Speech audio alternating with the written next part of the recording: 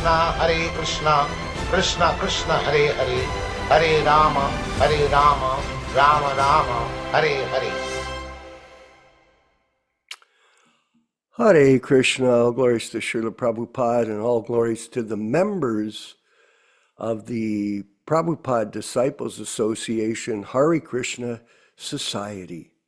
And this society that was started in 2002, I believe, Yaśodā-nandana Prabhu, was a effort by him and his colleagues at the time to provide an opportunity for people who were disappointed with their relationship with the ISKCON group to find some shelter in this organization, which has, over the years, been operating by Yaśodā-nandana Prabhu's diligent efforts. And gradually, in 2024, it's now becoming more prominent in this world of illusion, because people are in great need of spiritual understanding, as you know, Panchagoda. In fact, everyone is so lost in the illusion of life. And this is all pervasive, especially when a devotee mixes with the karmis, the materialistic people, and he sees how bewildered they are by the modes of material nature. Yes, especially by the mode of passion and ignorance. Very few people cultivate goodness, but passion, yes, to make money. Prabhupada explains you have to work very hard to get your money. And in this way, you can have sense gratification, because with money, people use it frivolously to buy all kinds of useless things. Yes. And that is the main business of the mundane person. To waste time, to waste money, and not have a true purpose in life. Purpose. Everyone must have a purpose. And Prabhupada very kindly came from India, and he blessed us, those that are interested, as very few people are really interested in spiritual life. Very few. And we can see that, all that, during Prabhupada's personal presence, he initiated about 4,750 disciples. I have to get the exact number. Now, that's a lot of devotees in a relative sense, but in relation to the 7 or 8 billion people that reside in this world, that's not very many. And look, we can see here at this gathering this morning, there are very few people in this world that are interested. It may be partially our fault because we haven't been able to reach as many people as we'd like to, but at the same time, we're trying.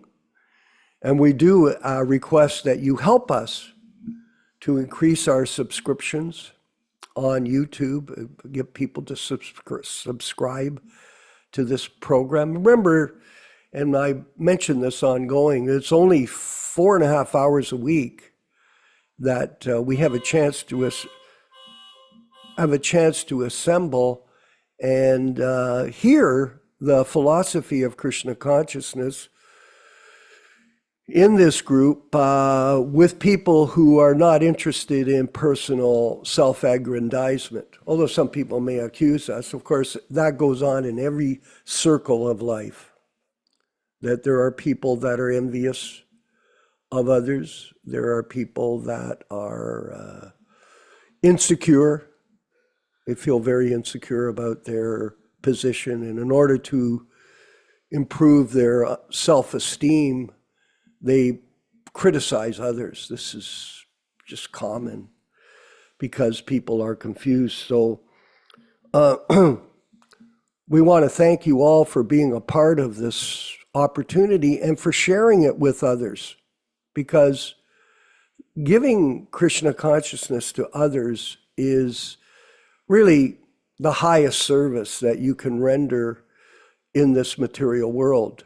And to give the proper understanding of Guru Tattva is a very important part of that service, because nowadays there's so much confusion being created in different groups on who is actually bona fide to liberate the conditioned soul out of illusion.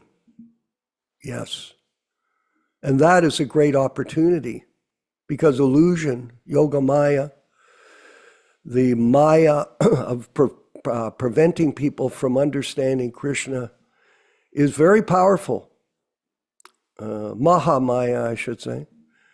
And this opportunity of Krishna consciousness has been made available by Śrīla Prabhupāda through his divine mercy. And we're reading about that in the diaries of Śrīla Prabhupāda from his early days. And very interesting how hard he worked to spread Krishna consciousness back in the 60s without any facility. He had none. His main focus was to please his spiritual master and accept all kinds of austerity and difficulty in that service without complaint, no complaint. He accepted everything as mercy.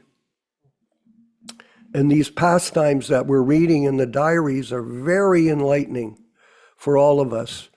To see whatever a great man does, common men will follow. Whatever standards he sets by exemplary acts, Krishna explains in the Gita, the whole world pursues. But so Vijaya Pandit, Prabhupada was setting the example of how to act. And we have this insight from his own diaries. It's very hard. For example, I mean, have you ever seen the diaries of John F. Kennedy? Have you ever seen the diaries of Barack Obama? I'm thinking about America because we're over here in this country and we're permeated with this fake news from the media. But at the same time, you never see that. You never get an insight into how great men operate.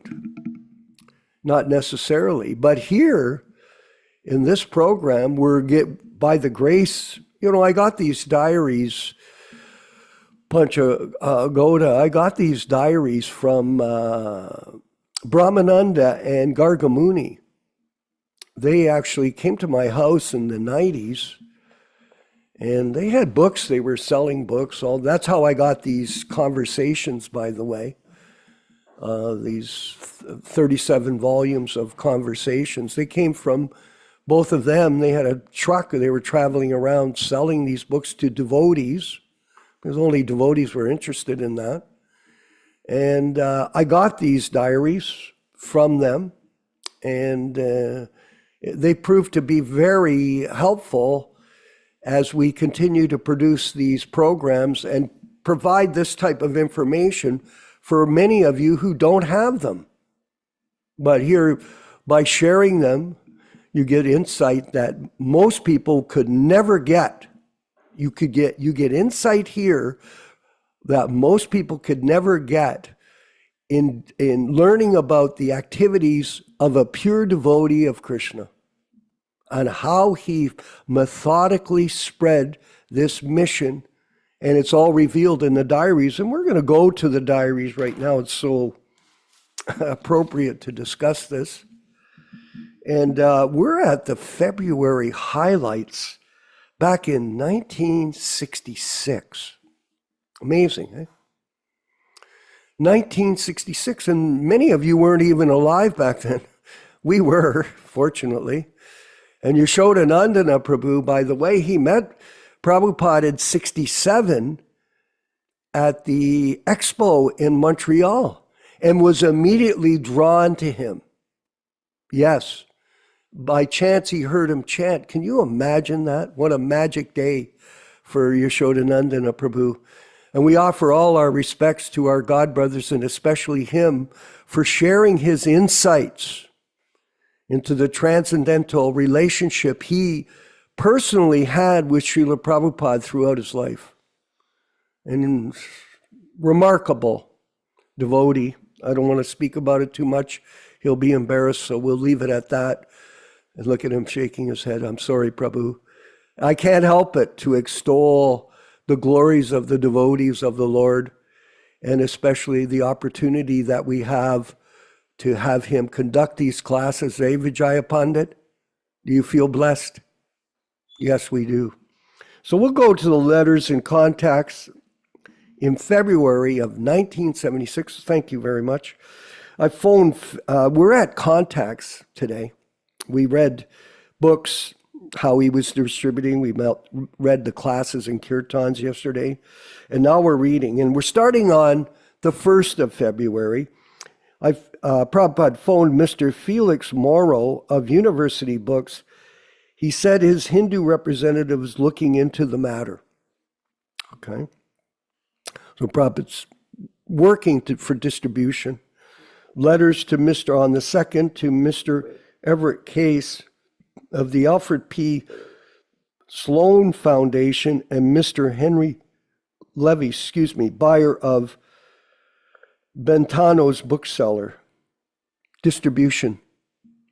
On the 4th, a letter from Tirtha Maharaj, that's a Gaudiya Math godbrother, saw Mr. Henry J. Levy of Benatos at 9:30 a.m., 566 Fifth Avenue, New York. He has no scope for selling my books. Met a young Indian businessman, Rabindra Srivastava. On the 5th, a letter from President Case of Alfred P. Sloan Foundation. He declined to help the cause. I shall reply the letter. So here we're seeing repeated rejections. Does it bother Śrīla Prabhupada? No. On the 6th, letter to President Case of Alfred P. Sloan Foundation. On the 7th, a letter received from Chandrasekhar with enclosure of P.I. Sri Krishna's letter. On the 9th, I met the manager of S.N. Petchin's 33 Riverside Drive. Thank you. To rent number 307, paid $140, $70 security deposit, and $70 rent to commence on the 2nd of the month, there on the 15th of 66. No shower, no bathroom, and no kitchen. Letter sent to postmaster and delivered personally to New York Times. New York Herald Tribune, New York, News Daily and Sunday request to publish news of Hari Kirtan. Prabhupada's targeting these very important medias. On the 11th, the letters sent to newspapers, the Morning Telegram and the Times Mirror Company, letters sent to radio stations, NBC, WOR, YN New York. On the 12th, letters received from the Rockefeller Foundation and Mrs. Sally Agarwal. They called Mrs. LeBlanc. On the 13th, they spoke with Mr. Mukherjee by phone and Mr. J.K. Banerjee, correspondent of Hindustan Standard. On the 15th, tried to contact Mr. Banerjee, but was not successful. On the 16th, reminders sent to Tirtha Maharaj and Ban Maharaj, very interesting, saw Mr. Banerjee and Mr. Bogart and received letters from Mr. Morrow, not agreeable. Once again, another rejection. On the 17th, Mr. met with Mr. Bogart, received letter from the United States Navigation regarding Jaladuta starting on the 24th. On the 18th, a letter to the shipping company, replied letter to be forwarded to Captain Panda Pandya proposed starting by Jaladuta, letter to the Prime Minister of India, Ambassador of Nepal, and one to the Ambassador of India, and will request to arrange meeting with President, USA. On the 22nd, I went to see the house in Brooklyn with Baba Kanian. The house is not suitable for my purpose. And on the 24th, letter from Captain Pandya received. On the 25th, received letters from Tirtha Maharaj, the Nepal Permanent Commission, Vrindavan and United States Navigation Company, letters sent to Prem Gandhi, Sali Agarwal, and Vrindavan. Extraordinary work. 28th, met with First Secretary of Permanent Commission of Nepal to the United Nations, Mr. Kedar Prakaryala. Letter received from Ban Maharaj and Atma Singh. A letter to Atma Singh replied. Tremendous list of things to do, huh? Tremendous. It's embarrassing for us. For me, anyway. Got to do more. We've all got to do more. Let's put it that way. There's no time to waste. Okay, we're going to go forward. I wanted to show you this February 1st. I hope I sent it over. Yeah, I took this shot of Prabhupada's writing, just so you could see this beautiful handwriting of our spiritual master. So gorgeous, and how organized he truly was. So Prabhupada said, if you want to remember something in the Kali Yuga, you've got to write it down. So this making lists and organizing like this is very good. And this is Tuesday, February 1st. New York Today phoned Mr. Felix Morrow of the University of Books. He said his Hindu representative is looking into the matter. As soon as he finishes his task, he will let me know. His expenditure, bus fare, was 30 cents. And it is arranged today by phone that the Universalist Church will allow space for holding meeting on every Wednesday evening at 7:30 p.m. Mr. Cohen informed about this. Very interesting. If you want to have an event, you have to have a venue. That's the first thing promoting an event. You have to have a venue. Prabhupada was an expert promoter. He solicited this person to give him a place to do some preaching from, even though he had no money. Extraordinary. And here I'm going to show you February 2nd. Again, I took a snap of the of his handwriting. February 2nd, 1966. Again, look at that.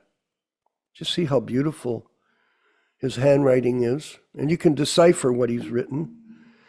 I'll go to the to the content. Tuesday, February 2nd. Today, I've delivered one set of books to Mr. Lindsay R. Moss, one assistant of the Alfred P. Sloan Foundation, for presenting the same to the president, Mr. Everett Case of the foundation. I've also posted one letter addressed to the president. One letter is sent to Mr. Henry J. Levy, buyer of Mr. Benato's bookseller. Expenditure for bus fare was 30 cents.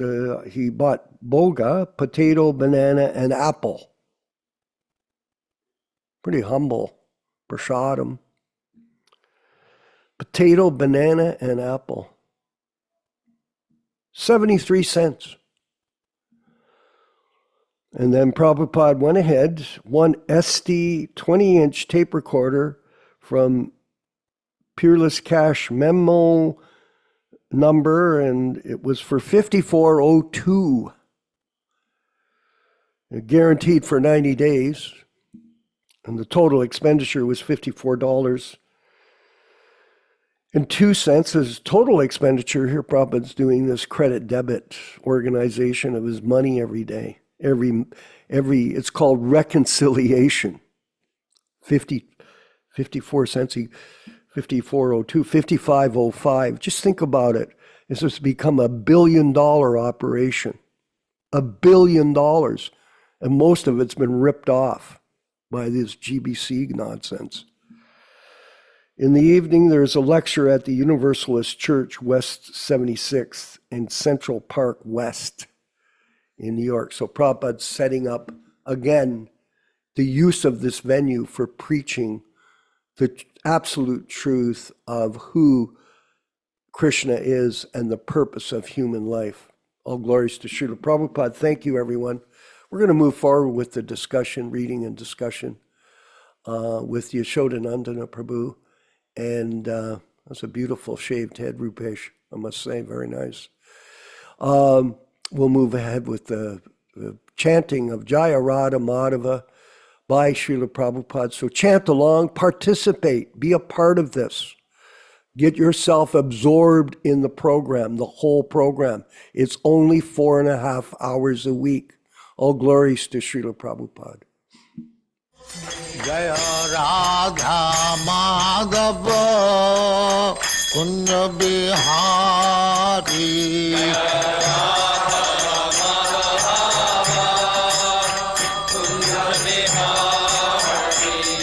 Jaya Radha Madhava Kunja Bihari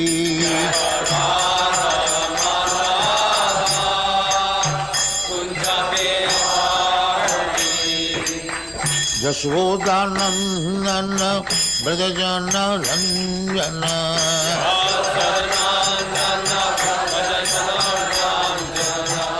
Yaśodā-nandana Brajajana Ranjana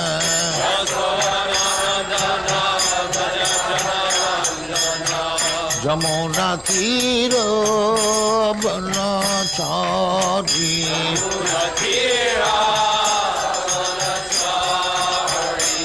Jamuna Tira Banachari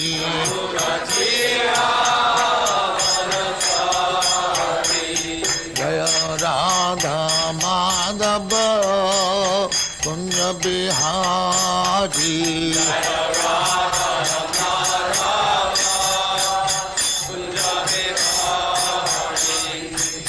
Gopi Jana Vallabha Girivaradhari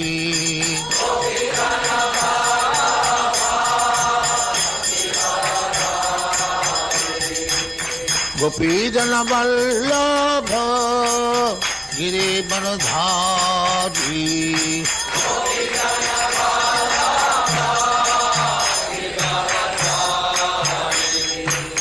Yaśodā-nandana Brajajana Ranjana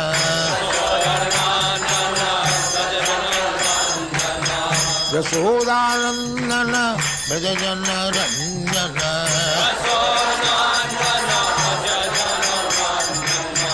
Jamuna Tira Banachari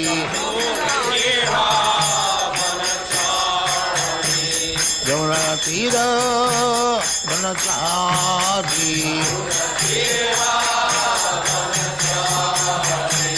Jaya Radha Madhava Kunja Bihari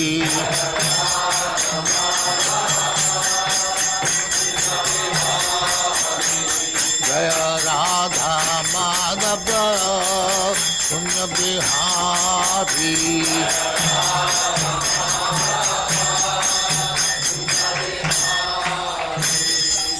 Jaya Muspa Paramahansa Parivrajaga-ācārya Sattva-dosha Srimad-Bhaktivedanta Saraswati Goswami Prabhupada ki jai Ananta Koti Vaishnava ki jai Nāma-ācārya Śrī Haridas Thakur ki jai Prem se kaho Sri Krishna Chaitanya Prabhu Nityananda Sri Advaita Gadadhar Śrīvāsādhi Gaur Bhaktamani ki jai Shri Radha Krishna Gopinath Sam Khanda Radha Khanda Giridhar ki jai Vrindavan Dham ki jai Navadvip Dham ki jai Ganga Mai ki jai Jamuna Mai ki jai Guru Dwarka Dham ki jai Swami Bhaktivedanta ki jai All glories to their Smriti All glories to their Smriti Thank you very much.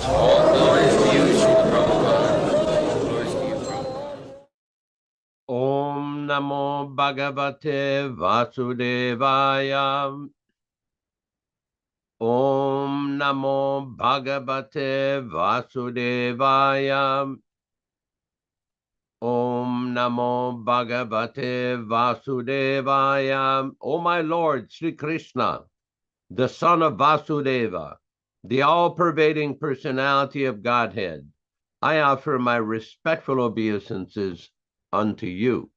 From Śrīmad-Bhāgavatam 1:1:1. Narayanam namaskrityam. Narayanam namaskrityam. Naram cheva narottamam. Naram cheva narottamam. Devim Saraswatim Vyāsam. Devim Saraswatim Vyāsam tato jayam mudirayat. Tato jayam mudirayat. One should utter the means of conquest, Śrīmad-Bhāgavatam, after offering respectful obeisances, 1. To the personality of Godhead, Narayana. 2. To the Narayana Rishi, who is the supermost human being. 3. To the Mother Saraswati, the goddess of learning. Then 4. To Śrīla Vyāsadeva, the author, from Śrīmad-Bhāgavatam 1-4. Welcome everyone to this reading and discussion on Śrīmad-Bhāgavatam. We are reading from the original 1962 New Delhi edition, and we are reading it should be noted that all the translations, synonyms, and purports are from His Divine Grace A.C. Bhaktivedanta Swami Prabhupāda, Founder-Ācārya of the International Society for Krishna Consciousness, also known as the Krishna Consciousness Movement. As we do every week, we will read a few selected verses from the Śrīmad-Bhāgavatam itself, which explains the meaning and the importance of hearing this powerful transcendental literature.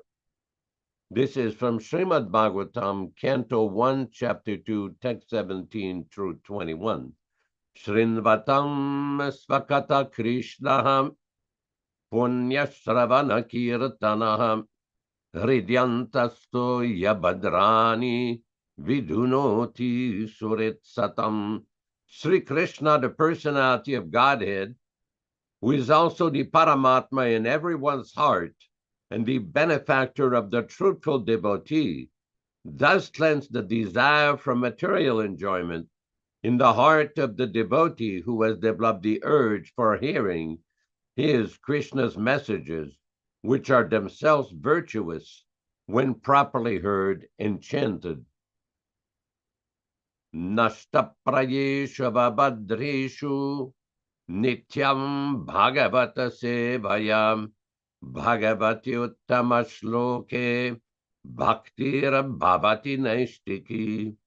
By regular attendance in the Bhagavatam class or rendering service unto the pure devotees, all that is inauspicious in the heart of a candidate becomes destroyed almost to nil, and thus loving service unto the personality of Godhead, who is praised with transcendental songs, comes into being an irrevocable fact. Tadarajastamo bhava kamalo bhadayaschaye chetayete ranaviddam stitam sattve prasidati.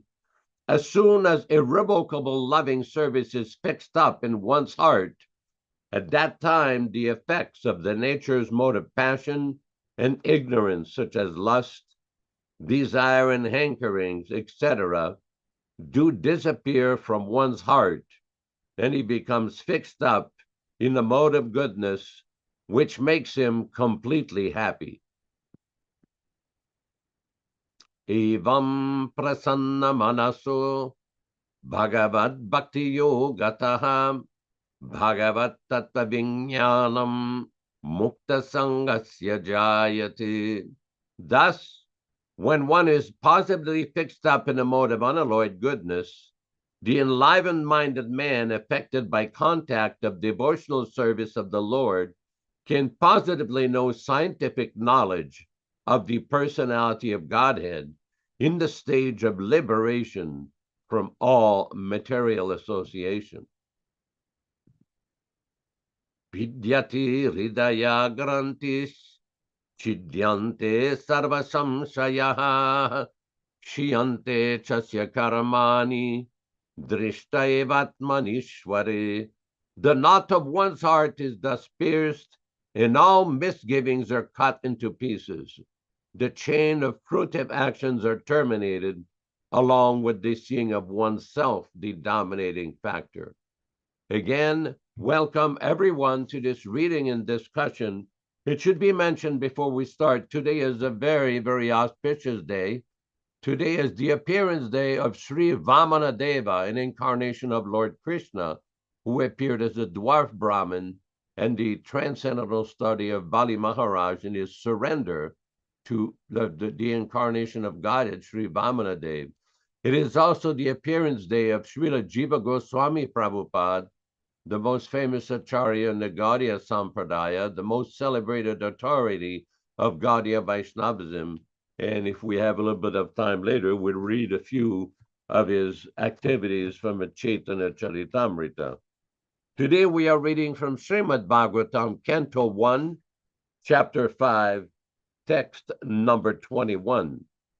Tasyevam me anuraktasya parashritasya hata inasaha Shraddhadanasya balasya dantasya anucharasya cha tasya his evam thus me mine anuraktasya attached to them prashritasya obediently hata freed from inasaha sins Shraddhadanasya of the faithful Balasya of the boy, Dantasya subjugated, Anucharasya strictly following the instructions.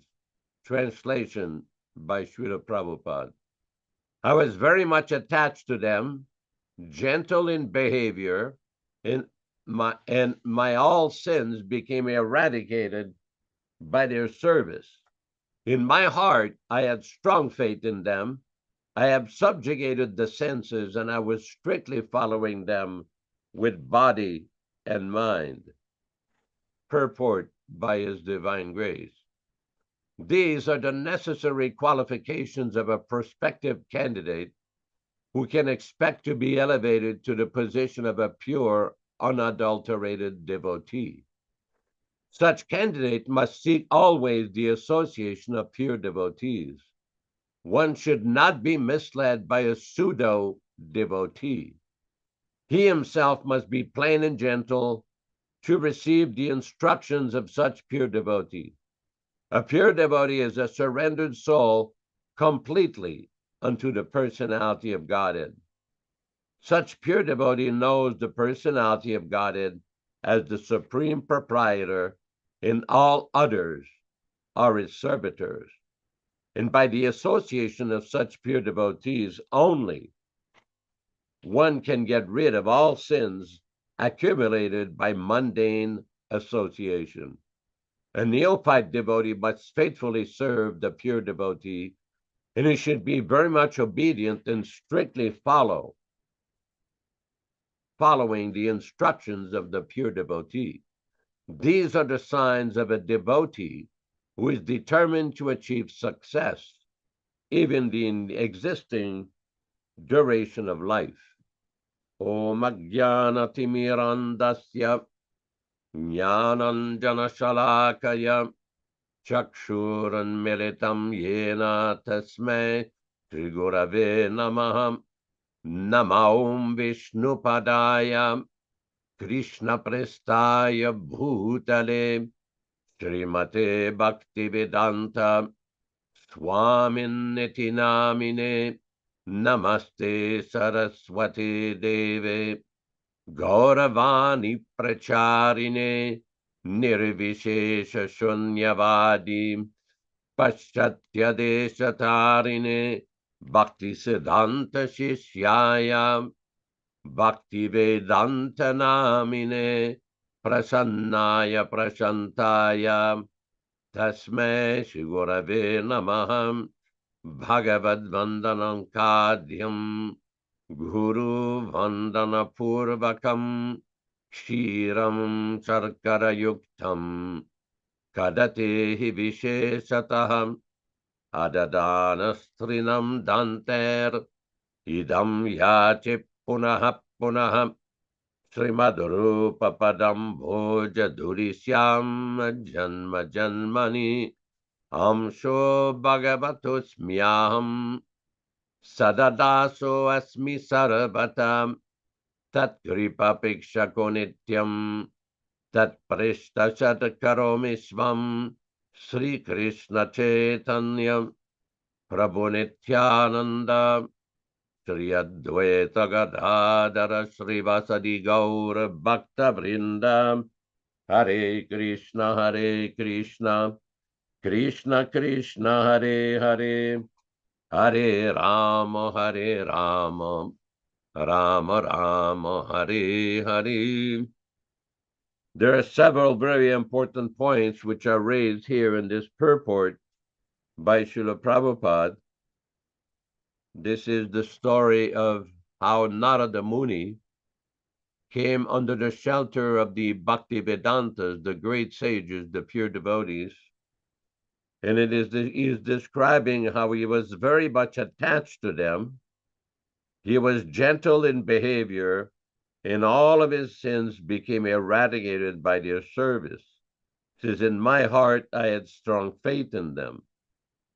It's very interesting to note that in the Bhakti Rasamrita Sindhu, the Nectar of Devotion, Śrīla Prabhupada explains that faith is the beginning of devotional service. Ado Shraddha. This is a very important point, because we see that Śrīla Prabhupada explains in the Chaitanya Charitamrita about this Shraddha, this faith, that in the beginning, if one is faithless, it is very difficult to make progress. In the Chaitanya Charitamrita itself, it is recommended, sadhu sangha, sarva shastra koi, lava matra sarva siddhi hoy. Lava matra sadhu sange sarva siddhi hoy. That all the shastras are recommending the association of saintly persons.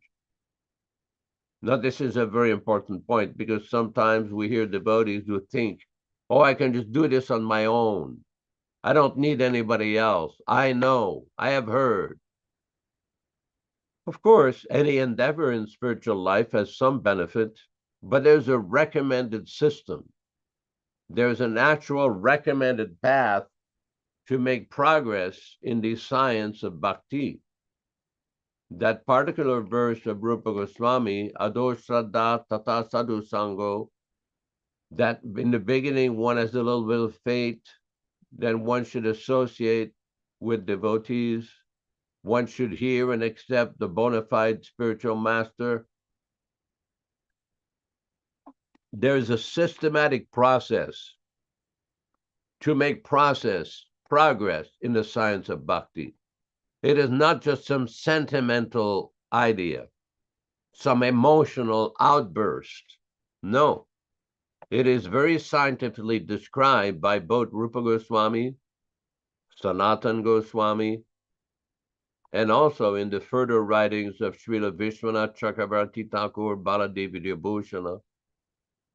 There's a very interesting book by Srila Bhaktivinoda Thakur in which he described this whole process of devotional service in very simple Bengali language. And our godbrother Kushakrata Prabhu translated that book, called Kalyana Kalpataru. It's a Bengali book. It's about an inch thick. It is out of print, unfortunately, but it is very revealing the depth of detail, of precise detail that our great former acharyas have written how to understand the entire science of bhakti. Because we see in some other religious or religiosity organizations how they say you should just accept and you'll be freed, you'll be liberated. Well, it's a nice pious belief. Everybody is entitled to their pious belief. But in the Bhagavad Dharma, Sanatan Dharma, based on the authority of the Acharyas, there are actually very detailed explanations of everything. Just like in this material world, if you buy a toaster, a computer, you buy a television, you buy different mechanical devices, they usually give you a manual, a little booklet of how this thing operates, how it functions. Similarly, this human body, there is a booklet to understand how it functions and what is the goal of life. What is the aim of human life? What one should do with this human body? Not to live like an animal. Ahar nidra bayamaitunam cha. Samanyate tat pashubihi naranam.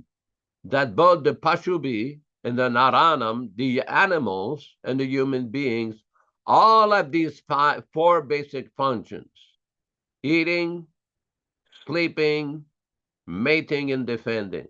These characteristics are there both in the animals and the humans. But what distinguishes the human is the facility for dharma, vishesha dharma. To inquire, a cat or a dog or a tiger or a giraffe do not have the mental capacity to inquire what is the aim of life. They're only looking for food, eating, sleeping, mating, and defending. But a human being has got the intelligence, the God-given intelligence to inquire. What am I going to do? Where am I going? What happens after this body is finished? Who is God? How do I reach God? What is the kingdom of God? How is this world created? Now, there are many thousands and thousands of philosophers and religionists and so-called experts who have offered different answers to these questions over the thousands of years of human society. But the Bhagavad Gita and the Śrīmad-Bhāgavatam is very complete and very detailed, and specifically Śrīla Prabhupāda's purport. Several times I've pointed out that in Prabhupada's books, there's quite some amazing purport where Prabhupada deals with some of these very important topics in a very, very detailed and systematic, precise fashion. For example, in the Śrīmad-Bhāgavatam, Canto 1, Chapter 3, text number 1, the chapter is called Descriptions of Incarnations of Godhead. And it's very interesting how Śrīla Prabhupada describes the whole sequence of the creation of this material world.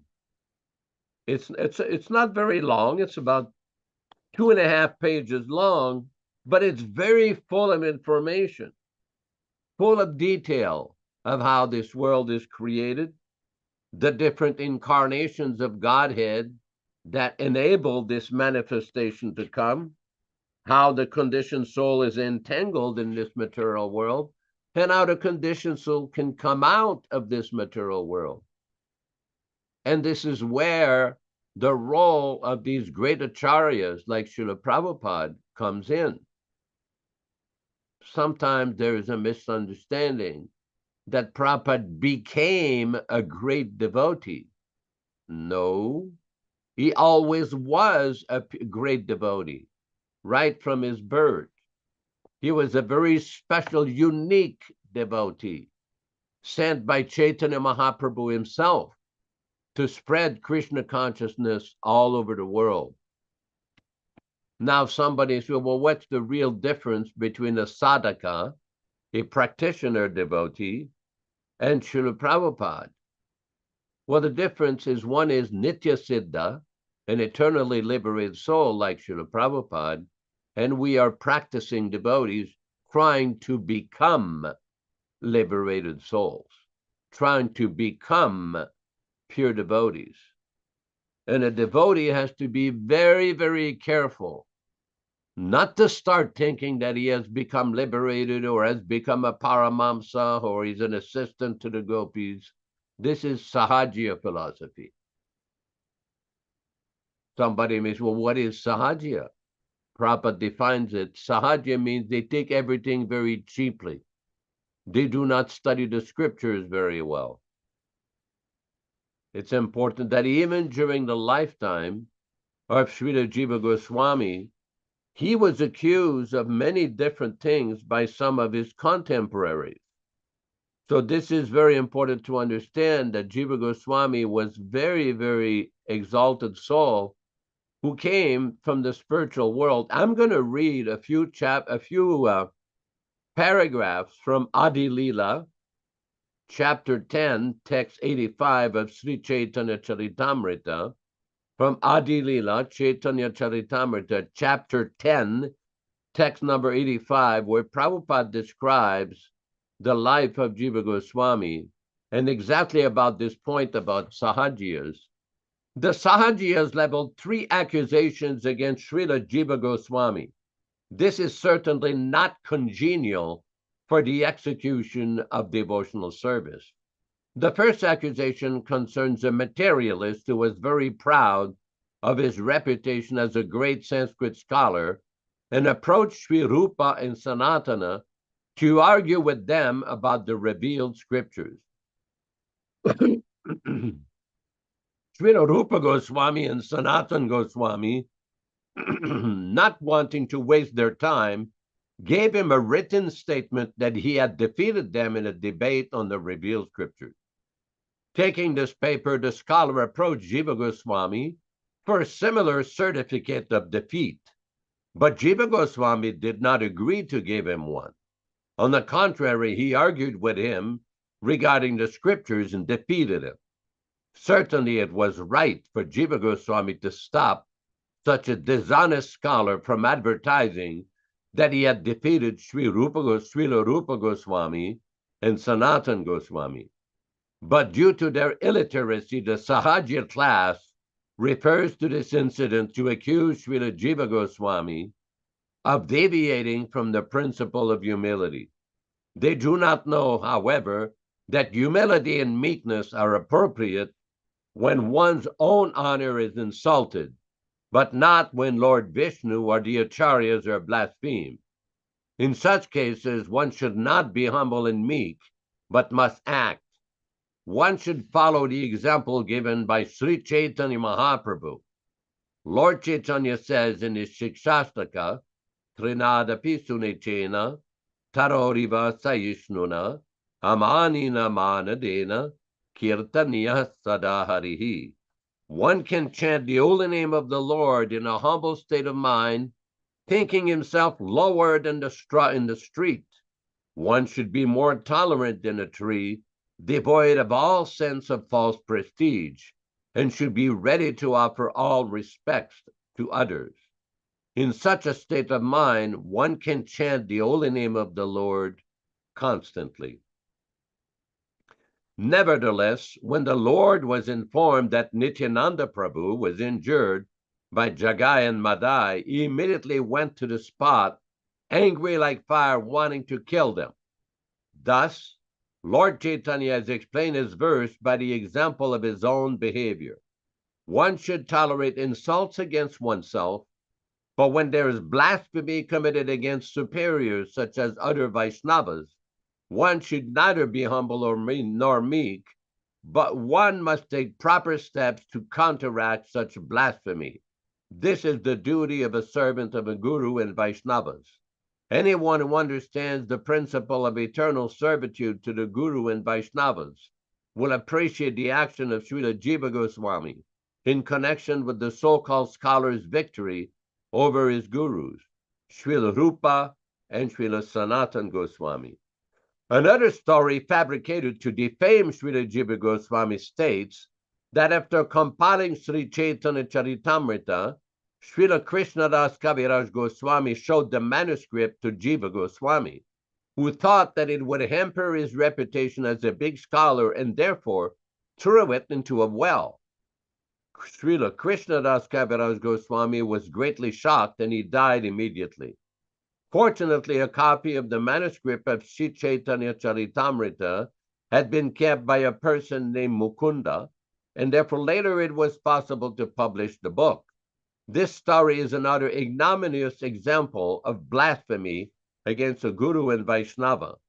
Such a story should never be accepted as authoritative.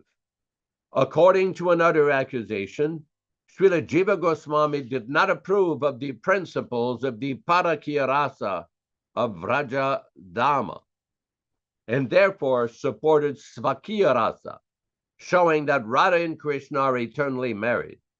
Actually, when Jiva Goswami was alive, some of his followers disliked the Parakya Rasa of the gopis.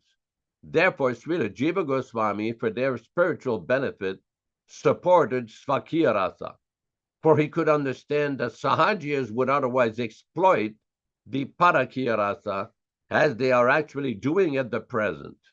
Unfortunately, in Vrindavan and Navadvipa, it has become fashionable among Sahajiyas in their debauchery to find an unnamed sexual partner to live with to execute so-called devotional service in Parakya Rasa. Foreseeing this, Srila Jiva Goswami supported Svakya Rasa, and later all the Vaishnavacharyas also approved of it. Srila Jiva Goswami was never opposed to the transcendental Parakya Rasa, nor as any other Vaishnava disapproved of it. Srila Jiva Goswami strictly followed his predecessor gurus and Vaishnavas, Srila Rupa Goswami and Sanatan Goswami, and Srila Krishnadas Kaviraj Goswami accepted him as one of his instructor gurus. Now, the point I'm trying to make here, which is very important, is that even a great Acharya, an exalted Acharya, that Prabhupada once said was the greatest authority in Gaudiya Vaishnavism, was falsely accused by Sahajiyas of all these malicious nonsense stories. And it is not common nowadays to have some modern day Sahajiyas accuse other devotees. Now, we are not on the level of Jiva Goswami by any means, but we are sincere, aspiring disciples trying to present the importance, the great importance of taking shelter of the pure, unadulterated teachings of Śrīla Prabhupada. And there will always be some critics, and we don't mind, but we have to see that even great personalities like Jiva Goswami were subjected to such nonsense, false criticism, and nonsense rumor making. And we see the present at the same situation at the present moment. Yesterday, we dealt a little bit with this issue, very briefly, that some persons are accusing us, or you are criticizing other devotees. It depends what the criticism is. What is it about? What are the facts? What is the fiction? What is the truth? What is the illusion? A person has to intelligently discuss these issues. One cannot be like the rabbit trying to hide his head in the sand, or an ostrich trying to bury its head in the sand. One has to see the reality of the current situation and analyze what are the facts. What did Prabhupada actually say in certain circumstances, and what does that mean practically? Nowadays, we see so many people running here and there, trying to find some special teachings, trying to find some special Gopi Baba teachings, trying to find some special gurus or special secret instruction, but Prabhupada has given everything. Why not follow him? Why not diligently follow him in his instruction? We see in the life of Nārada Muni that he's explaining that all my sins became eradicated by their service. In my heart, I had strong faith in them. Now, it's a very important point. One can develop strong faith in a person, an exalted person by Śrīla Prabhupada, by submissively hearing his non-adulterated teachings. And somebody recently asked me, Why is it that Vishwakarma and yourself and others on this program are constantly repeating this point about adulterated and non-adulterated teaching? Again, fact-finding and fault-finding. What is the difference between fact-finding and fault-finding?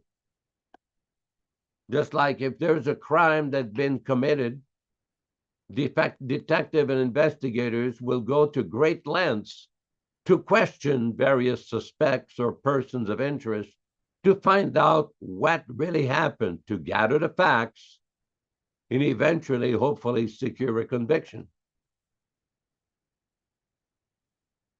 The question may be asked, why do they ask so many questions of so many people? That is part of fact-finding. Similarly, intelligent, inquisitive devotees should not be naive, should not just accept everything on its face value, but should question and intelligently seek the answers from Śrīla Prabhupada. Prabhupada did not start a political organization. The movement and the society which is created is meant for pure devotees who are serious about hearing the message of Śrīmad-Bhāgavatam. This is the message of Sri Chaitanya Mahaprabhu. Śrīmad-Bhāgavatam pramanamamalam.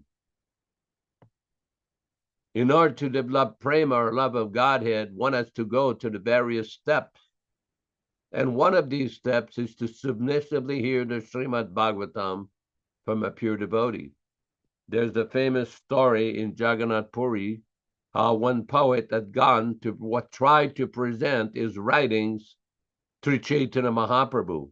And nobody could go directly to Chaitanya Mahaprabhu unless it was vetted and approved by Swarup Damodar Goswami. So Swarup Damodar Goswami told him, Bhagavat Paragiya Bhagavatastani. In order to understand the Bhagavatam, you have to approach the person Bhagavata. Hear from the person Bhagavata. Then you will understand the message of Bhagavatam. This is the same situation. Those who are serious about spiritual life should very seriously hear Prabhupada's non-adulterated, non-edited teachings and writings.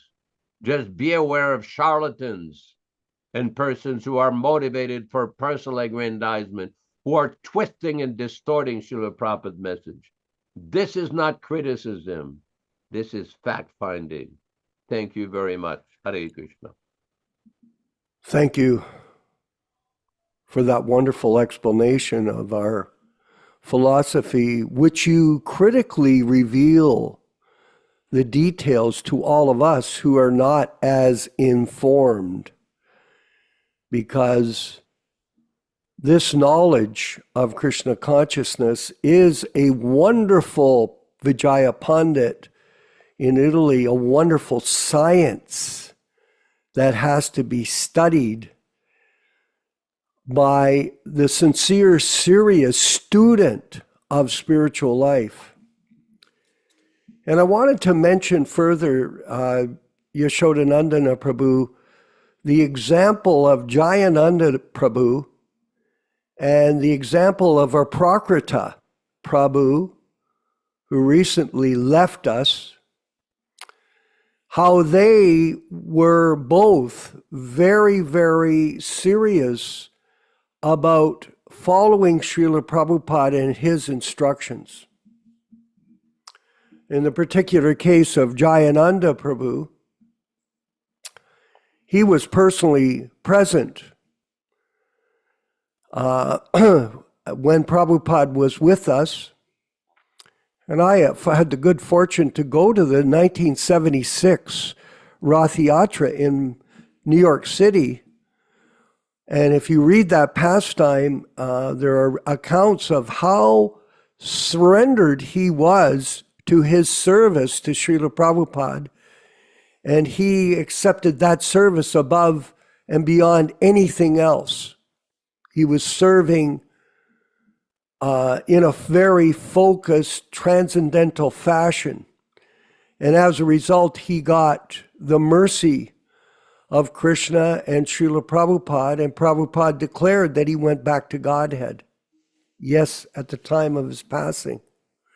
And in the same way, Aprakrita Prabhu served Śrīla Prabhupada in the footsteps of, following in the footsteps of Jayananda Prabhu. And we know that because we had personal association with Aprakrita, and we saw how surrendered he really was and how humble he was in his application of devotional service to our Guru, Śrīla Prabhupada.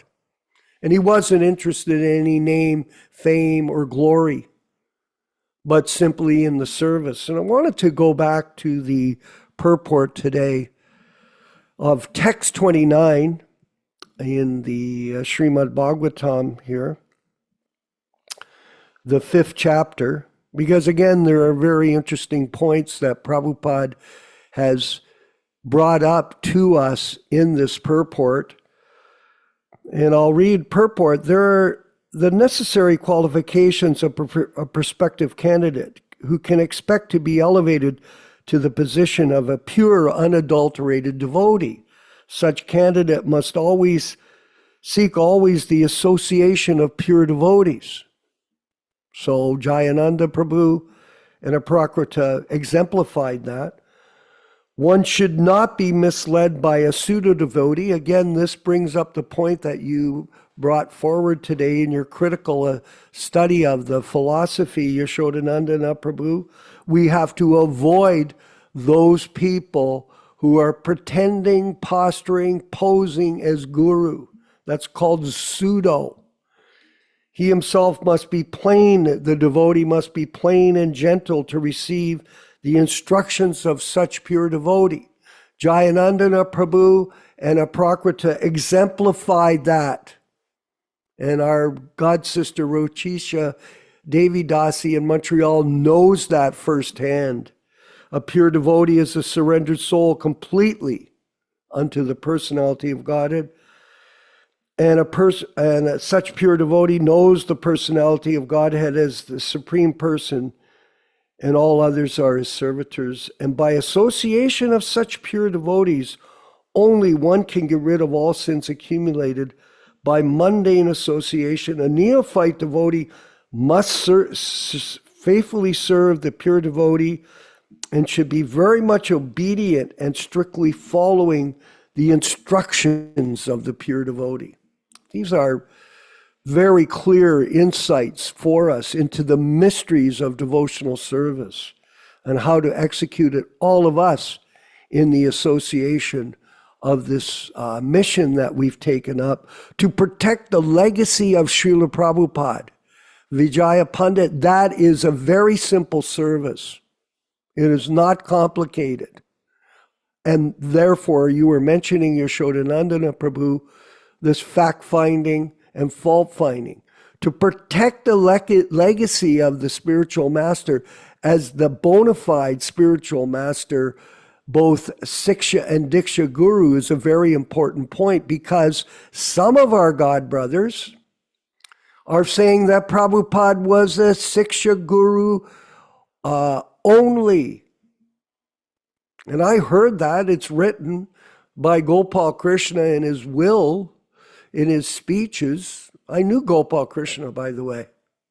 I had to work with him for 8 years in Toronto, or 7 years, or whatever, while we went through this whole calamity of dealing with these fake gurus, from a Keith Ham to a Satsrup to a Tamal Krishna, all these people carrying on, posing, posturing, and pretending to be so-called big devotees. This wasn't the business of Jayananda. This wasn't the business of Aprakrita. Their business was simply to carry out the orders and chant their rounds, which a lot of these people don't do. What kind of a hypocrisy is this, Vijaya Pandit? What kind of hypocrisy is going on in the name of our Gaudiya Sampradaya, where you have these crazy books?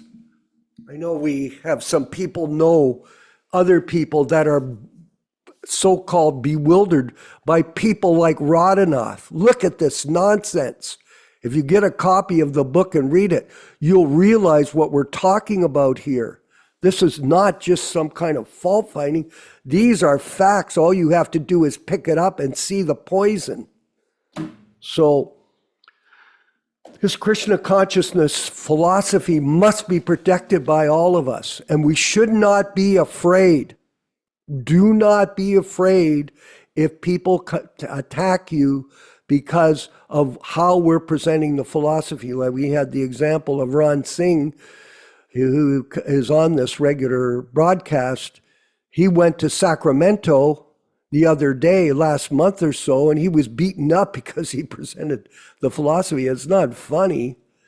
It's unfortunate, but the reality is still there. And even not to protect the identities of people in this group, I wanted to mention that some of these people in this group, because of their persistence, Prabhu, and you know who it is, because of their persistence to present the philosophy properly to others, they have been threatened with death by the Guru Radhanath's disciples, period. And that is a fact. We're not making this up. It's a very serious issue here. And this is something that we have to be very aware of, everyone. There is some danger, but don't be afraid. Do not be afraid to speak the truth, because this is part of our mission.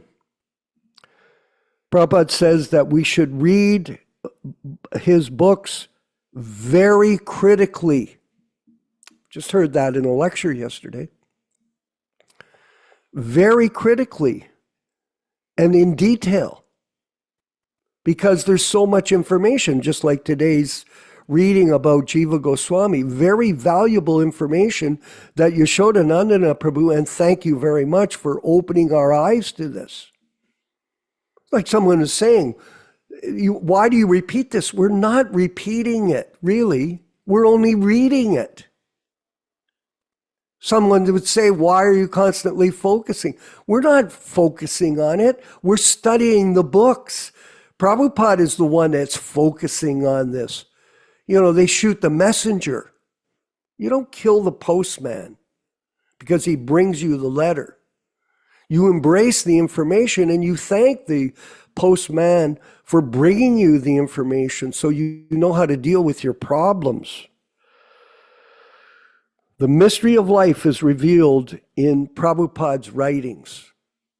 Yes, they are. And to change them is a great sin. Where is it a third-class man can come and change the writing of the pure devotee spiritual master? Where's the authority to do this? There is no authority. This is mental concoction. This is false ego. This is material existence. And misinformation is going on in the name of so-called Gaudiya Vaishnavism, and it is a tragedy. And therefore, we stand up. Oh, yes, we do, without fear. And we present the truth that Prabhupada lives in sound in his Vani incarnation. And the Śrīla Prabhupāda is still with us. He reasons ill that thinks Vaishnavas die. This is blasphemy. Well, how do you deal with blasphemy? Well, there are many different ways. I always used to explain Yaśodā-nandana Prabhu when I was president in Toronto for 10 years, that if people blaspheme the pure devotee or they blaspheme, just go away. Because there's an injunction, you should cut out their tongue. Huh? We don't do that. No. This is not acceptable. But the fact of the matter is, it is poison that's emanating from their mouth. And that's why it's recommended. How do you deal with this particular situation? We go away. We let them be. And we let Krishna deal with it, Rupesh. Because Krishna will And that has been seen practically in real time as this mission is unfolding. So when you study Prabhupada's books critically, you can see the importance of following this mission to protect the legacy of Śrīla Prabhupada. Yes, it is very important. It's a simple service. You tell the truth of the matter. That's all we're doing. And if you do, guess what? You'll be blessed by Krishna. You will be blessed by Krishna. You'll be blessed by the mercy of the spiritual master because you're protecting his message. This is a simple service, but it is still the most important. Remember that, Vijaya Pandit. Do not be afraid of anything. We are simply critically studying the literature to reveal the facts, not the faults of others. Yaśodā-nandana Prabhu, please. These are very important points. And it seems to me, with many discussions with hundreds, if not thousands of devotees since 1977, there's a class of people who come to this movement that are extremely naive. Sometimes we talk about sahajiyas. In English, there's a word, to be very naive, to very, very gullible. One has to use his intelligence and his common sense. It's not difficult. Simply one has to come off of this boat of sentimentality and emotion and look at everything with logic, reason, and Shastra. And because sometimes people say, oh, you Ritviks, you're not speaking according to the Shastra. You have to speak according to tradition. Whatever Prabhupada says is Shastra. That is the purport of Shastra. That is the meaning of Shastra. That is the proper understanding of Shastra. Whatever Prabhupada does is the tradition. We cannot go beyond Prabhupada and invent some new system of authorities from some village sahajiyas or some so-called babajis or some so-called caste Brahmin gurus. This is not the system. How many times have we heard Śrīla Prabhupada talking how devotees should actually always follow the disciplic succession? Because one cannot understand spiritual life unless he follows the disciplic succession and the bona fide representative in the disciplic succession. That is Śrīla Prabhupada.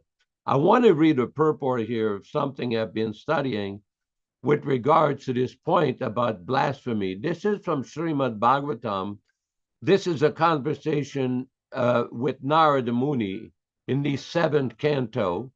It's Śrīmad-Bhāgavatam 7th canto, chapter 9, text number 1.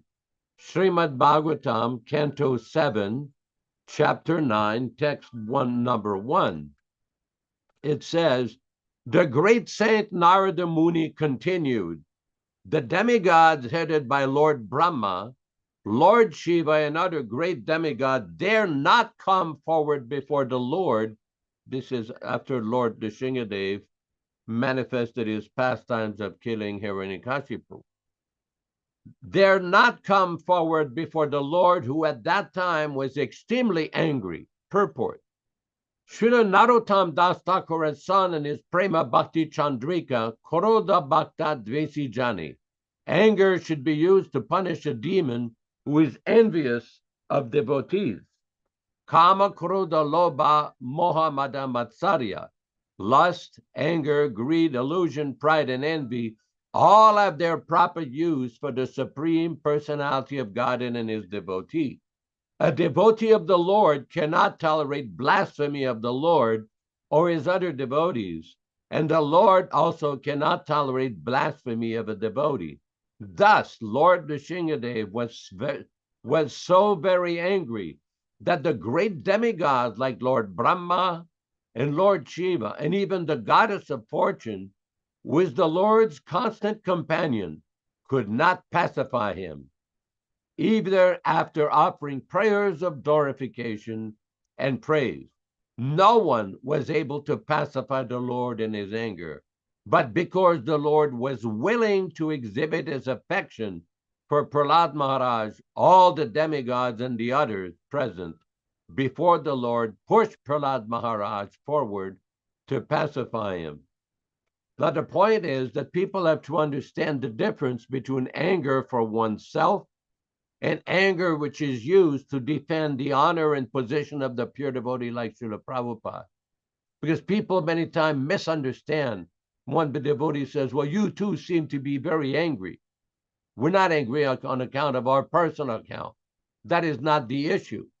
We are presenting the philosophy, and we will not tolerate distortions, misrepresentations, and blasphemy against Śrīla Prabhupada, such as was done by the leader of that deviated society when they said that Prabhupada was a worker for hire for their corporation. No one should tolerate that. It should be repeatedly exposed again and again till such persons surrender, publicly apologize, and resign. They have shown themselves unfit for any position of guru, so-called authorities, so-called Vaishnavas, so-called managers. Thank you very much. Hare Krishna. Yes, absolutely. And before we move it forward with our panel of devotees to discuss, I wanted to talk about the principle of compromise, because people are very compromised in different groups, and especially in the ISKCON group, because that compromise enables them to be accommodated in their group, which is a very big group, actually, in a relative sense. I mean, let's face it. I mean, they have inherited Prabhupada's legacy in his temples and his books, and they utilize these things to continue to create facility for themselves. Now, if you do not cooperate with their blasphemy, that's what it is, they kick you out. We had the example of so many devotees that reacted to this initiation program by them. Some of these people that claim to be Diksha gurus could not tolerate being put in that position because they realized it was hypocrisy. We had a situation with Rameshwar, who at the beginning couldn't tolerate it. And he was telling people, oh, you're really being initiated as a Prabhupada disciple. But in fact, they insisted, his peers, that if you do that, we'll kick you out. You'll be expelled, you'll be banished, you'll be punished in so many different ways. So this type of compromise, if you compromise, we'll let you have a nice apartment in Mayapur.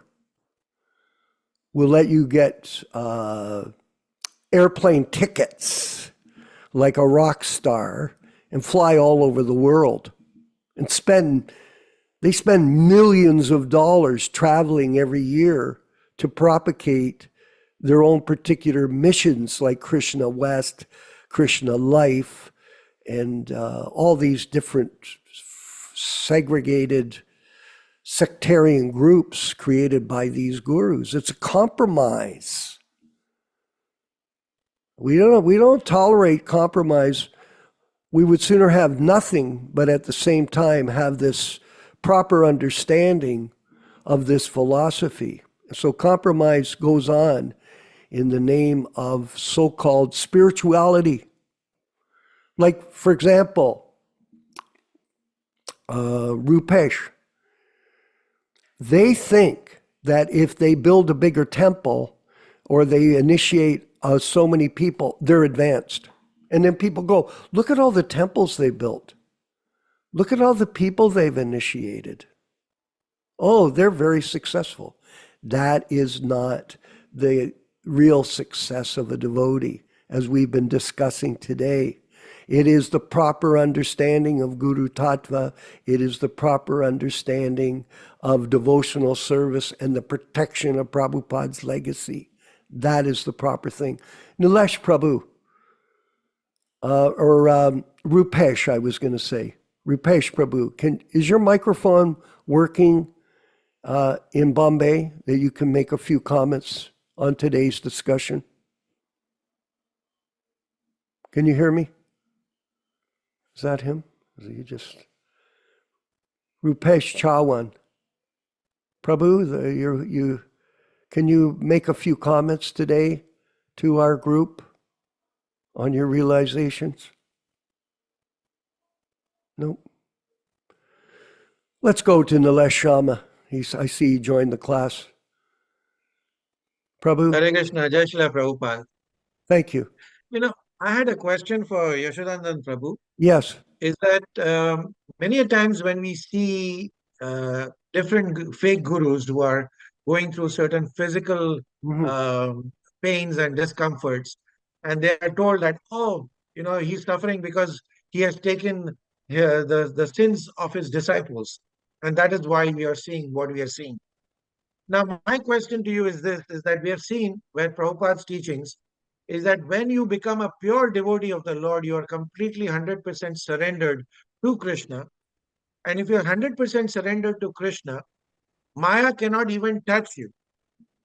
Now, somebody who has been Nitya Siddha, like Śrīla Prabhupada, who has come from the transcendental platform to the material platform for our benefit, and then he initiates us, and when he initiates us, he accepts our sins.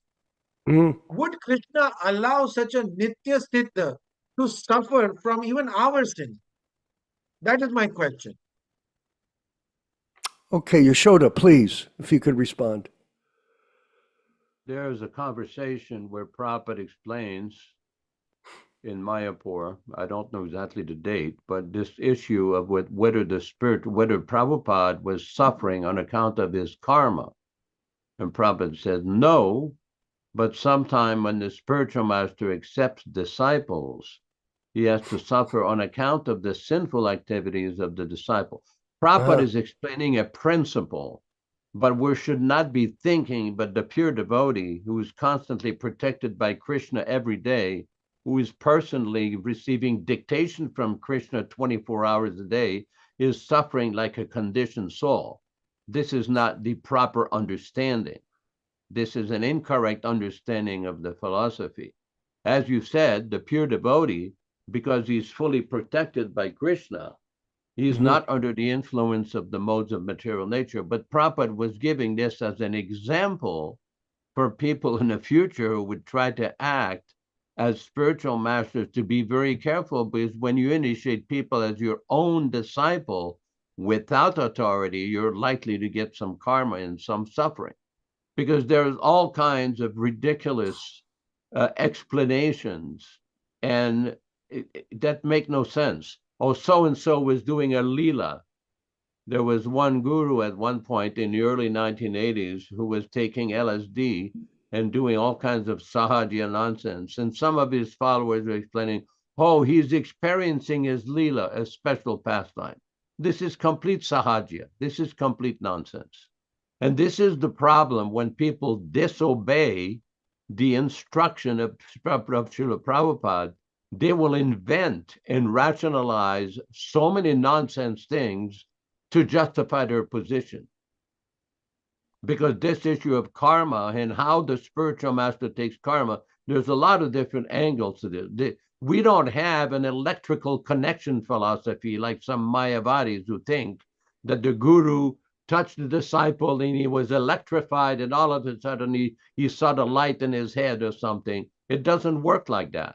We see in the life of Nārada Muni the scientific process of how one becomes gradually purified by association, by hearing, by service, by surrender. This is the process. This is the bona fide process that's been given by Rupa Goswami, Jiva Goswami, Śrīla Prabhupāda, and all the Vaishnavacharyas to properly hear. But this nonsense idea that somebody got some secret instruction on a barely audio tape, and now we had a freshly minted batch of Parabhamsa from a so-called Mahabhagavat assembly line, this is not the philosophy. It's make-believe, it's sahajiya.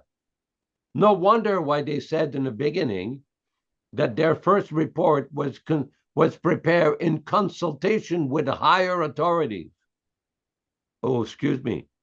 You consulted with higher authorities than Prabhupada? Did Prabhupada ever identify who these higher authorities were? If they were referring to an advisor in Navadvip, that would have been singular, higher authority. So they used the word authorities in plural. Were they indirectly referring to themselves as higher authorities? Where did Prabhupada ever indicate anywhere in his manifested presence during his preaching days from 1965 till the 14th of November 1977 that there were higher authorities than him and his movement? Where is that? When did Prabhupada ever give the name of these so-called higher authorities? Now, he gave the name of the great acharyas in our sampradaya, the Panchatattva, the 6 Goswamis, the previous acharyas, the 12 Mahajans, as given in the 6th canto of the Bhagavatam. He gave instruction, he gave much information about these higher authorities. But when these people started their concocted, so-called appointed Paramahamsa assembly line in 1978, which higher authorities did they consult?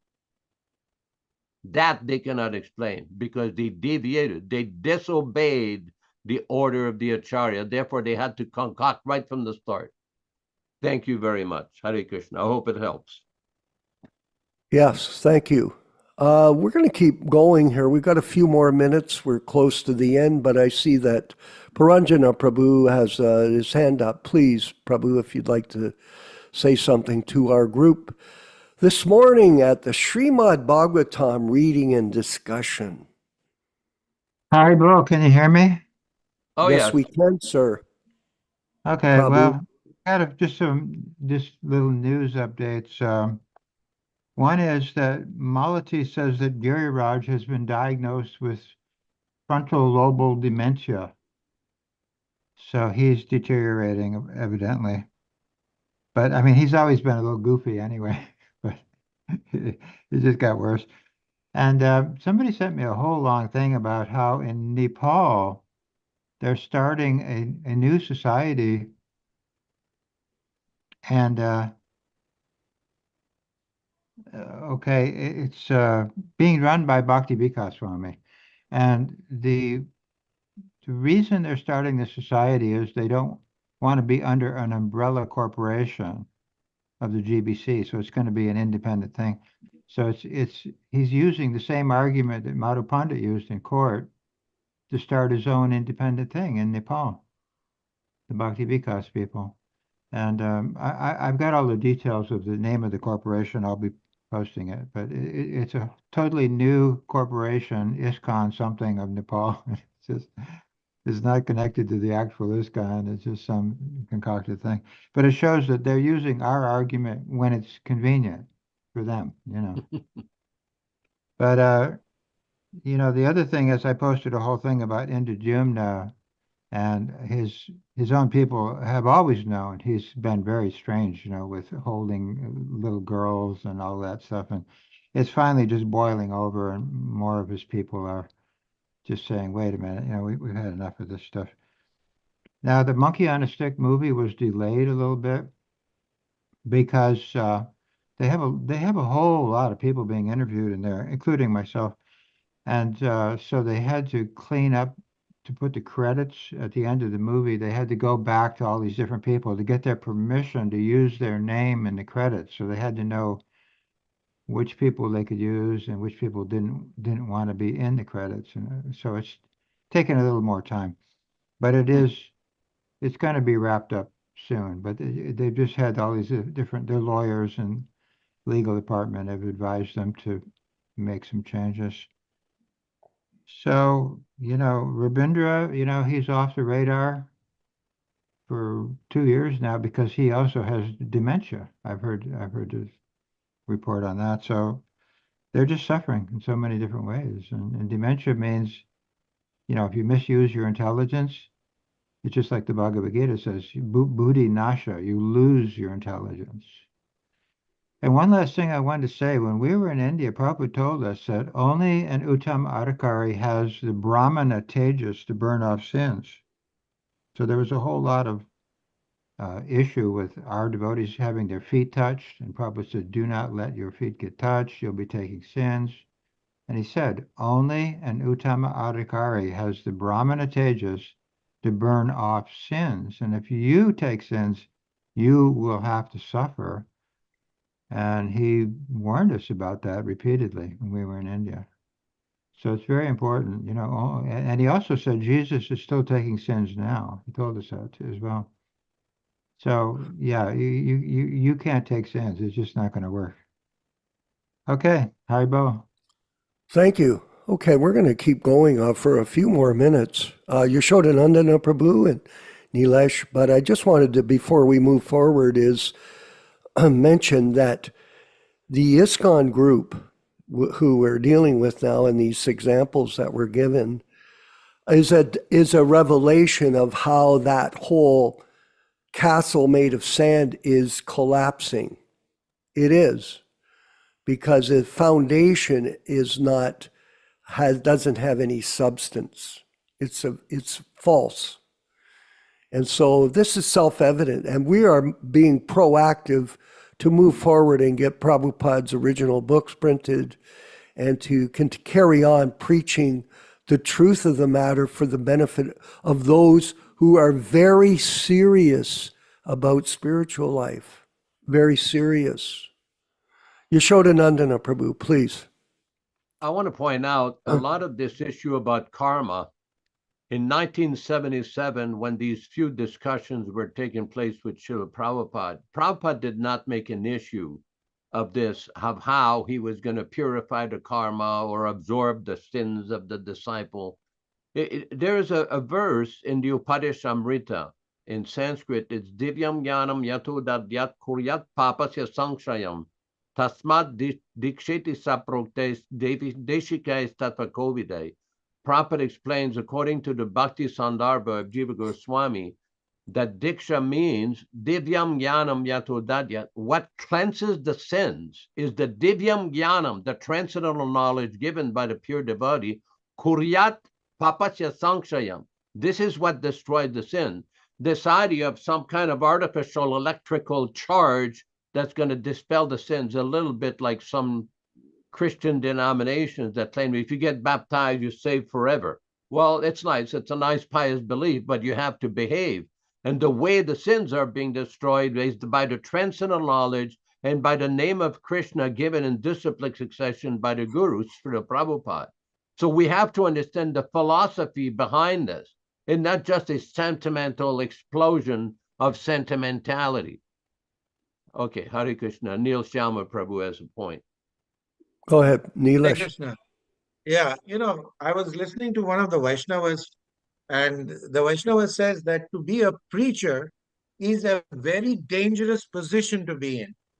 A very dangerous position, he says.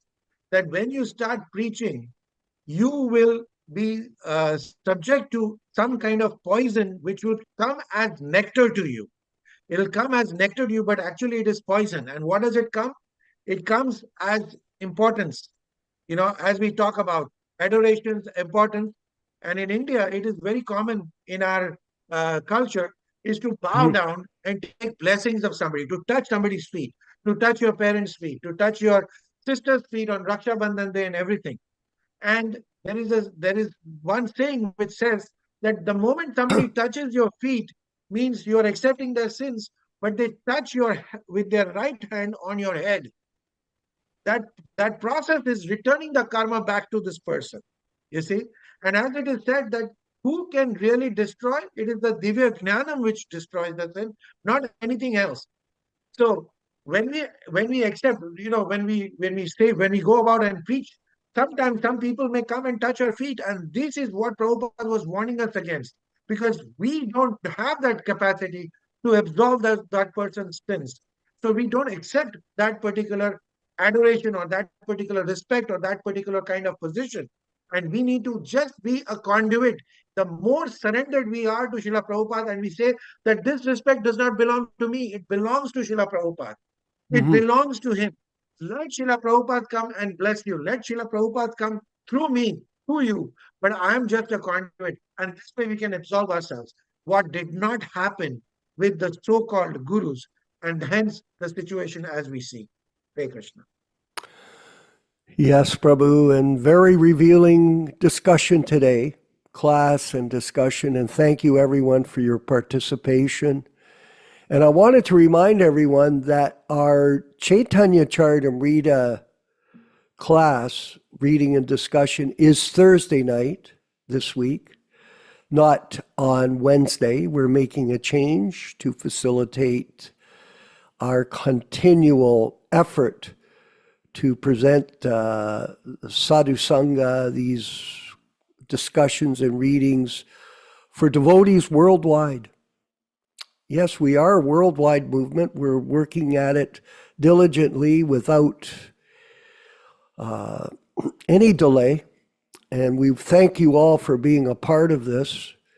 And we will continue to carry on and propagate the truth of the matter about Prabhupada's position as the pure devotee Diksha Siksha Guru for humanity moving forward into the future. Thank you again, everyone. And we'll go now to our section of chanting of Hare Krishna with Śrīla Prabhupada. I like this new video and the new, if he plays it, I'm not sure who's good, which one, but with the playing with the bongo, I noticed there's two of them. One has a faster tempo, one is slower, but they're both excellent. All glories to Śrīla Prabhupada and all glories to the Sankirtan mission of the Prabhupada Disciples Association, Hare Krishna Society globally. Hare Krishna, Hare Krishna, Krishna Krishna, Hare Hare, Hare Rama, Hare Rama, Rama Rama, Hare Hare. Hare Krishna, Hare Krishna, Krishna Krishna, Hare Hare, Hare Rama, Hare Rama, Rama Rama, Hare Hare. Hare Krishna, Hare Krishna, Krishna Krishna, Hare Hare, Hare Rama, Hare Rama, Rama Rama, Hare Hare. Юр, десять такого, десять такого. Krishna, Hare Hare, Hare Rama, Hare Rama, Rama Rama, Hare Hare.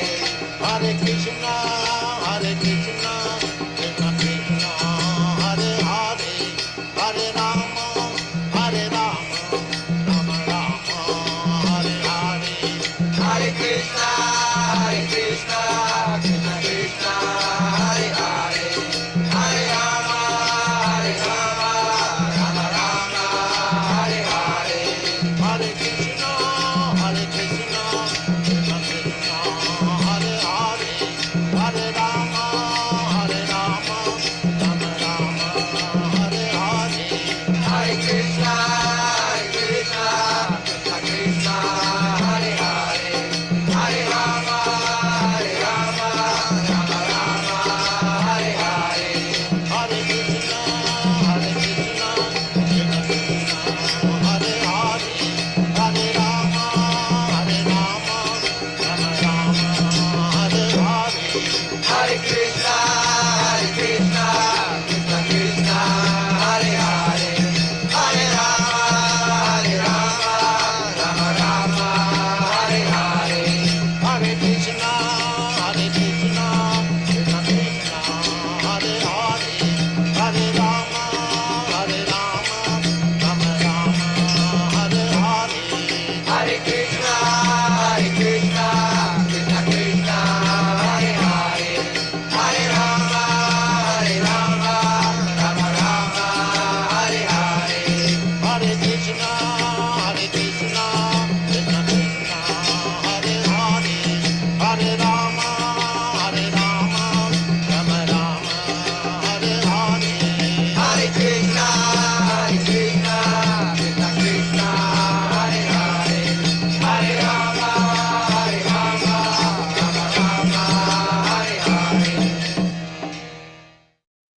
Let us offer our respectful obeisances to all the assembled Vaishnava devotees of the Lord. Vanchakalpa tarubhyascha kripa sindubhya evacha patitanam pavanebhyo Vaishnavibhyo namo namaha. I offer my respectful obeisances. We all offer our respectful obeisances unto all the Vaishnava devotees of the Lord who can fulfill the desires of everyone, just like desire trees, and who are full of compassion for the fallen souls. Thanks everybody for participating in this program. Thanks Venkat Bhatta Prabhu in Bangalore for hosting the program. Vishwakarma Prabhu in Hamilton, Ontario, Canada for managing this program very expertly, and everybody else, Vijay Pandit in Italy, and everybody who participated, and Neil Shama Prabhu and Rochisa Devi in Montreal, Rupesh Prabhu in Bombay, and everybody else. Thank our good friend Puranjan Prabhu for his comments, and everybody else. We invite you to join us again next Thursday at 5:00 p.m.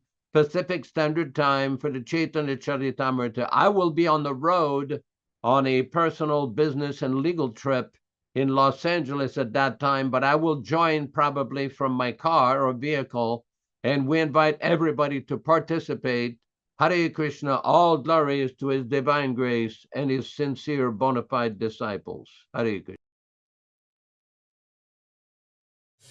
Hare Krishna, Krishna Krishna, Hare Hare, Hare Ram, Ram Ram, Hare Hare. Hare Krishna, Krishna Krishna, Hare Hare, Hare Ram, Ram Hare Hare. Hare Krishna, Krishna Krishna, Hare Hare, Hare Ram, Ram Hare Hare. Hare Krishna, Krishna Krishna, Hare Hare, Hare Ram, Ram Hare Hare. Hare Krishna, Krishna Krishna, Hare Hare, Hare Ram, Ram Hare Hare. Hare Krishna, Krishna Krishna, Hare Hare, Hare Ram, Ram Hare Hare. Hare Krishna, Krishna Krishna, Hare Hare, Hare Rama, Rama Hare Hare. Hare Krishna,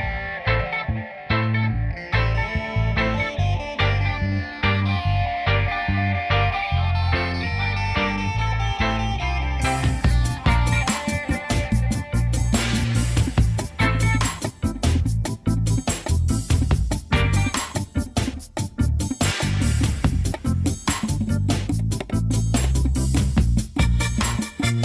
Hare Hare, Hare Ram, Ram Hare Hare. Hare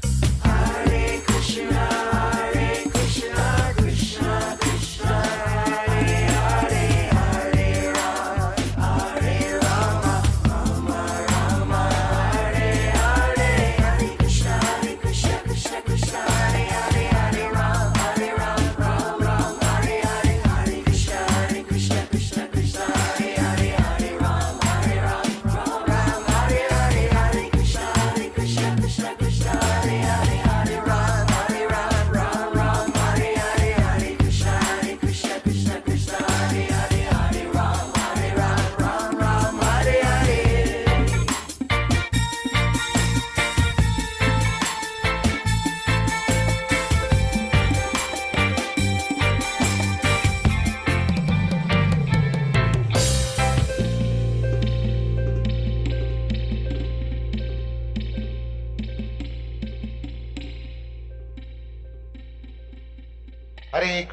Hare Krishna, Krishna Krishna, Hare Hare, Hare Rama,